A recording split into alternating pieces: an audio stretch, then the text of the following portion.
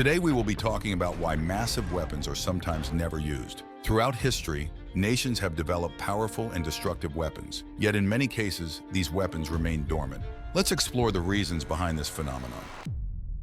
One of the main reasons why massive weapons like nuclear bombs are often not used is the concept of deterrence. Deterrence is the action of instilling doubt due to the fear of the consequences of a certain action. And if you think about it, it kind of makes sense. Having all those deadly weapons on standby that could potentially end the world as we know it is not the most wonderful thing. So since we understand the kind of consequences that come with it, we try to discourage using them as much as possible. But how does deterrence work exactly? Well, deterrence relies on the idea of a strategic balance, which means that both sides have enough power and resources to inflict unacceptable damage on each other. This creates a situation where neither side has a clear advantage or incentive to attack the other, because they know that they will face a devastating retaliation. This is also known as the principle of mutually assured destruction, or MAD for short. A classic example of deterrence and strategic balance is the Cold War, which lasted from 1947 to 1991. During this period, the United States and the Soviet Union were engaged in a tense rivalry that involved political, economic, and ideological conflicts. Both sides possessed massive arsenals of nuclear weapons, which they constantly tested and improved. However, despite the frequent threats and crises,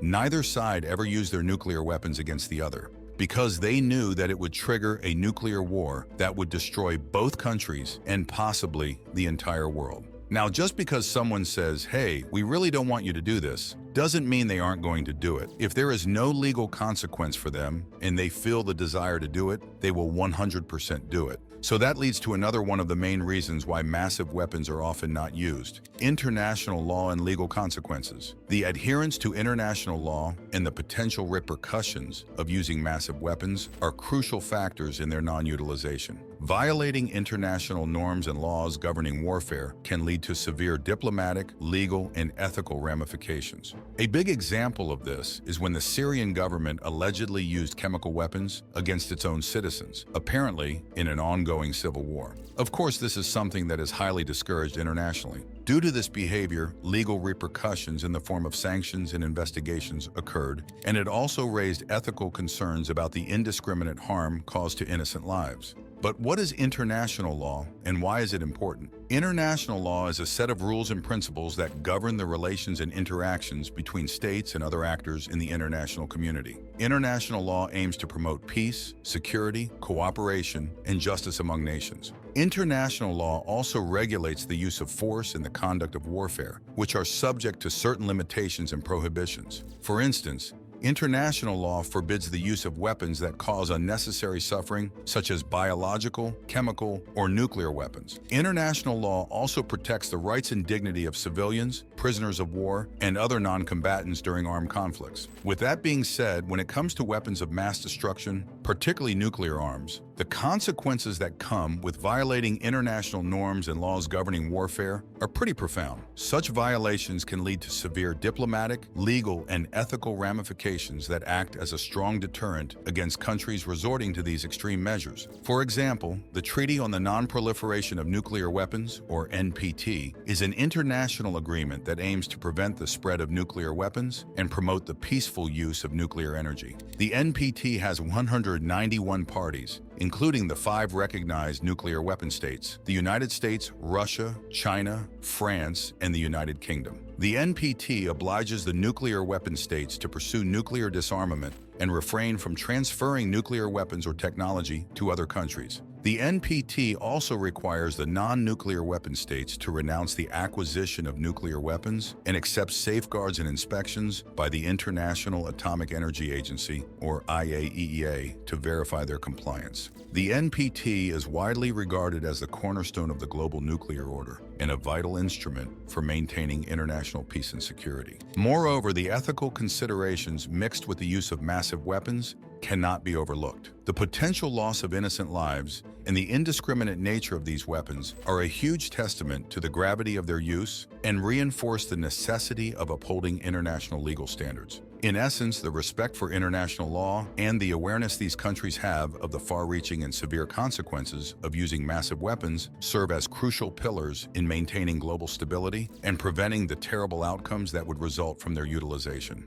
Another aspect worth considering is the psychological impact of using massive weapons. The moral dilemmas, guilt, and trauma that are associated with unleashing such destructive force can have profound effects on individuals involved in the decision-making process. This psychological burden is yet another factor that further contributes to the reluctance to use these weapons. The weight of unleashing such destructive force carries a heavy burden on the conscience of those tasked with making critical choices. Imagine you are the leader of a nation, and in the act of international conflict, your most trusted advisors advise you to use a nuclear bomb in effort of quickly winning whatever conflict your country is currently in. Even if you don't feel the moral impact of saying yes to that decision when initially giving the go-ahead, once it is finished and you see the repercussions the decision has, you probably wouldn't be able to sleep at night. At least any human with a decent conscience wouldn't.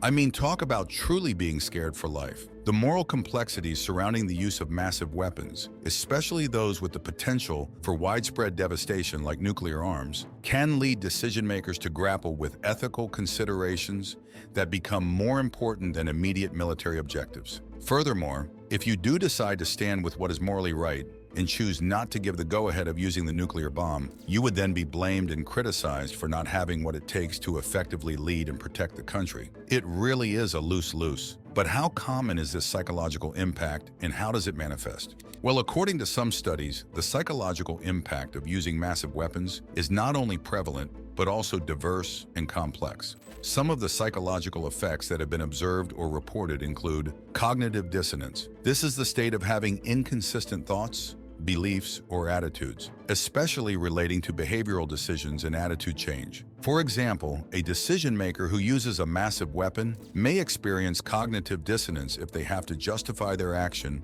against their moral values or beliefs. This can lead to rationalization, denial, or self-deception to reduce mental discomfort. Moral injury. This is the damage done to one's conscience or moral compass when they perpetrate, witness, or fail to prevent acts that transgress their own moral beliefs, values, or ethical codes of conduct. For example, a decision maker who uses a massive weapon may suffer from moral injury if they feel that they have violated their own moral standards or betrayed their sense of right and wrong. This can lead to guilt, shame, remorse, or self-condemnation. Post-traumatic stress disorder, PTSD. This is a mental health condition that is triggered by a terrifying event, either experiencing it or witnessing it. Symptoms may include flashbacks, nightmares, severe anxiety, and uncontrollable thoughts about the event. For example, a decision maker who uses a massive weapon may develop PTSD if they are haunted by the memories of the destruction and suffering they have caused or witnessed. This can lead to emotional numbness, avoidance, hyperarousal, or depression. Compassion fatigue. This is a state of emotional and physical exhaustion caused by the stress of caring for or helping those who are suffering. It is also known as secondary traumatic stress or vicarious traumatization. For example, a decision maker who uses a massive weapon may experience compassion fatigue if they are overwhelmed by the empathy and responsibility they feel for the victims of their action.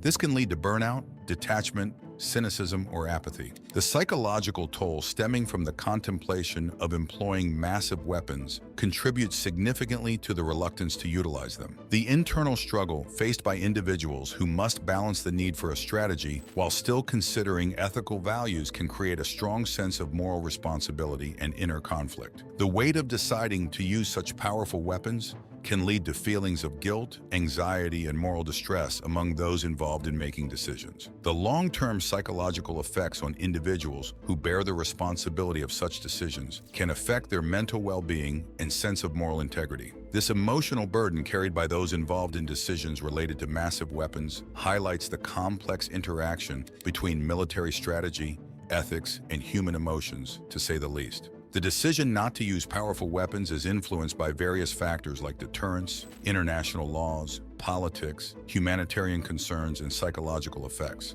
These weapons hold immense power, but their non-use highlights a true balance between military strength and ethical considerations, along with just plain overall reasoning. Essentially, the choice to refrain from deploying massive weapons is shaped by a mix of reasons. While these weapons possess great strength, the decision not to use them reflects a careful weighing of military capabilities against moral values. Let us know in the comments what your opinions on massive weapons being used. Should they be used? To what extent? What other reasons do you think they are sometimes never used?